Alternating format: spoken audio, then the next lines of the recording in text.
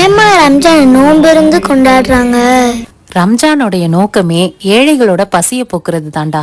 சக மனுஷனோட பசிய போக்குறத விட மிகப்பெரிய புண்ணியம் உலகத்திலே கிடையாது.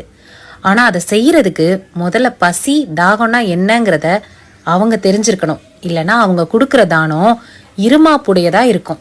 1 மாசம் வரைக்கும் அவங்களோட கடவுளுக்கு கீழ்ப்படிஞ்சு அவங்களோட பசி தாகத்தை கட்டுப்படுத்திக்கிட்டு ஏழைகளோட பசி தாக உணர்வை புரிஞ்சுக்கிறாங்க.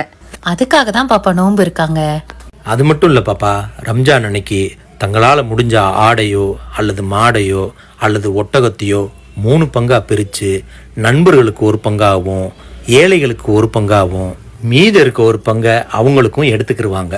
புது ட்ரெஸ் உடுத்தி எல்லாரும் சேர்ந்து வாழ்த்துக்களை பரிமாறி ரம்ஜானை கொண்டாடுவாங்க. அங்கிள், அத்தா இந்த பிரியாணி உங்ககிட்ட கொடுக்க சொன்னாங்க. ஹாப்பி ரம்ஜான் அண்ணா. பெரியோனே என் ரஹ்மானே, பெரியோனே